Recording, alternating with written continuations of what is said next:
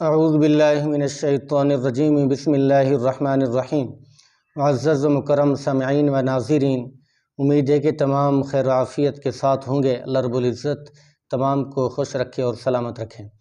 آج کی حاضری کا مقصد یہ ہے کہ کیا شیعہ کا ذبیحہ کھا سکتے ہیں یا کیا شیعہ کو قربانی کے اندر شامل کر سکتے ہیں یا نہیں کر سکتے۔ ان دو عنوان پہ آج میری بحث ہے، گفتگو ہے۔ تو ویڈیو شروع کرنے سے پہلے، گفتگو شروع کرنے سے پہلے آپ سے گزارش ہے کہ آپ میرے چینل کو سبسکرائب کریں، ویڈیو کو لائک کریں اور ایک پیارا سا کومنٹ بھی کریں۔ جزاکم اللہ خیر احسن الجزا۔ آئیے ویڈیو شروع کرتے ہیں۔ دیکھیں، ذبح کرنا اور قربانی کے حصے میں شامل کرنا یہ عبادت کا کام ہوتا ہے، اور عبادت کا کافر مستحق نہیں ہوتا۔ کافر اس لائق نہیں ہے کہ وہ عبادت کرے۔ دیکھیں، اگر کوئی بندہ عقیدتاً اس کا نظریہ خراب ہے، اب وہ بندہ گویا کہ کافر ہے۔ قرآن کے خلاف اس کا نظریہ ہے، صحابہ کے خلاف اس کا عقیدہ ہے، وہ بندہ پھر کافر ہے۔ اب کافر کسی کی عبادت کے اندر شامل نہیں ہو سکتا۔ بعض لوگ سیدھے سادے ہوتے ہیں، وہ کہتے ہیں کہ سر قربانی کرنی ہے، ہم نے تو حصے پورے کرنے ہیں، بندے شامل کرنے ہیں کہ بڑے جانور میں 7 حصے ہونے چاہیے، اگر 6 ہوتے ہیں تو قربانی نہیں ہوتی، اسی لیے 7واں ہم کسی غیر مسلم کو، کافر کو یا رافضی اور ناصبی یا کسی شیعہ کو ہم شامل کر لیں گے، تو اس میں کیا حرج ہے؟ بھائی اس میں بہت بڑا حرج ہے۔ دیکھیں کہ جو بندہ قرآنی اعتبار سے کافر ہو، جس کو قرآن نے کافر کہا ہو، آپ اس کو کیسے اسلامی عبادت میں شامل کر سکتے ہیں؟ ٹھیک ہے، اب قربانی میں شیعہ اگر شامل ہو گیا تو تمام کی قربانی برباد ہو جائے گی، کیونکہ قرآن خود فرماتا ہے کہ جو صحابہ سے عداوت رکھتا ہے وہ کفر کی نشانی ہے۔ اللہ نے اعلان فرما دیا، رضی اللہ عنہم ورضوا عنہ، کہ اللہ خود بھی صحابہ سے راضی ہے، صحابہ اللہ سے راضی ہیں۔ وَكُلًّا وَعَدَ اللَّهُ الْحُسْنَىٰ، تمام کے تمام صحابہ کرام کے لیے بھلائی کا وعدہ ہے، جنت کا وعدہ ہے اور کامیابی کا، گویا کہ اللہ رب العزت نے دنیا کے اندر انہیں سرٹیفکیٹ اور رزلٹ سنا دیا۔ پھر اگر جو بندہ کسی صحابی کے اوپر طعن و تشنیع کرے، کسی صحابی کو معاذ اللہ غلط کہے، برا بھلا کہے، وہ قرآن کو غلط کہہ رہا ہے، گویا کہ وہ قرآن کی توہین کر رہا ہے۔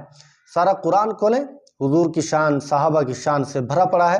کہیں پہ اللہ نے نہیں کہا کہ صحابہ معاذ اللہ فلاں ہیں، اس کے اندر یہ خرابی ہے، وہ خرابی نہیں کہا، بلکہ اللہ تعالیٰ نے صحابہ کرام کی تعریف بیان کی ہے، اچھی صفات کا تذکرہ کیا ہے۔ اس لیے جو بندہ صحابہ کو مانتا ہے وہ قرآن کو مانتا ہے، جو قرآن کو مانتا ہے صحابہ کو مانتا ہے، جو صحابہ کو نہیں مانتا وہ قرآن کو نہیں مانتا۔ ایک بات۔ دوسری بات یہ سمجھیں، ہمارے پاس جو قرآن موجود ہے، صبح و شام اس کی تلاوت ہو رہی ہے، نمازوں کے اندر بھی پڑھا جا رہا ہے، یہ کس نے پہنچایا ہے؟ کیا ڈائریکٹ ہمیں نبی دے کر گئے، یا ڈائریکٹ ہمیں فرشتہ دے کر گیا، یا ڈائریکٹ ہمیں اللہ تعالیٰ نے پہنچا دیا؟ نہیں، بلکہ قرآن حضور کے سینے مبارک پہ نازل ہوا، صحابہ کرام کی محنت سے ہم تک پھر پہنچا ہے۔ صحابہ کرام نے حضور پہ قرآن اترتے ہوئے دیکھا ہے، اور حضور کے واقعات صحابہ کرام نے نوٹ کیے، ہم تک پہنچائے۔ ایک ایک چیز حضور صلی اللہ علیہ وسلم سے لے کر بطور امانت کے ہم تک پہنچا دیا۔ یہ صحابہ کا کردار ہے، یہ صحابہ کی محنت اور جد و جہد کا نتیجہ ہے، ہمارے پاس کوئی اس کا کمال نہیں ہے۔ تو اب جو بندہ صحابہ کو نہیں مانتا، وہ دین کو نہیں مانتا، وہ شریعت کو نہیں مانتا، نماز کو نہیں مانتا، کلمے کو نہیں مانتا۔ آج جس کی وجہ سے ہم مسلمان ہیں، کلمے کی وجہ سے، وہ کلمہ بھی ہمیں صحابہ نے دیا ہے۔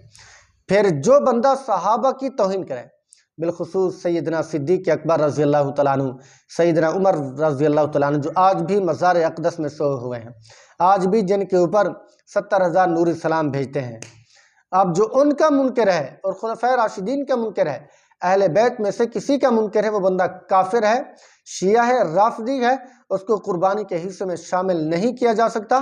اگر شامل کرو گے تو قربانی تمہاری برباد ہو جائے گی، سب کی نہیں ہوگی، کیونکہ شرعی مسئلہ ہے۔ اگر ایک بندے کی نیت خراب ہو جائے، نیت گوشت کھانے کی ہو جائے، 7 حصے ہوں، تو باقی 6 کی قربانی بھی ضائع ہو جائے گی۔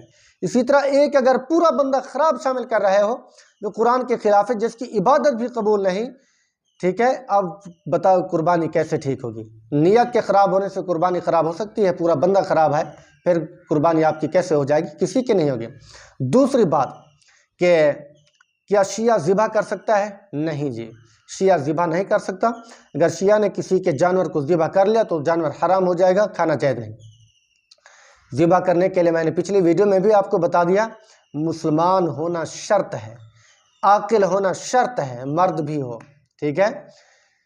تو شیعہ کا ذبیحہ حرام ہے، تو لہٰذا گزارش ہے کہ قربانی کے مقدس ایام ہیں، قربانی کے خوبصورت ایام ہیں، اور سال کے بعد بندہ قربانی کرتا ہے، روپیہ ٹکا اکٹھے کر کے ایک جانور 1,00,000 2,00,000 کا خریدتا ہے، پھر اس کو خراب نہ کریں، برباد نہ کریں۔ اکثر لوگ ان مسئلوں کو نہیں جانتے، لہٰذا میری آپ سے گزارش ہے قربانی کے حصوں میں بھی اچھے بندوں کا منتخب کریں، مسلمان کا منتخب کریں، اور جو ہے نا ذبح کے لیے بھی اچھے بندوں کا انتخاب کریں، ورنہ آپ کی قربانی کسی کھاتے کی نہیں رہے گی۔ تو دعا کرتے ہیں پروردگار عالم ہمیں صحیح معنی قربانی کو کرنے کی اور برکات حاصل کرنے کی توفیق نصیب فرمائے اور اپنی رضا نصیب فرمائے۔ تو اللہ تعالی ہم سب کا حامی و ناصر ہو۔ السلام علیکم ورحمۃ اللہ وبرکاتہ۔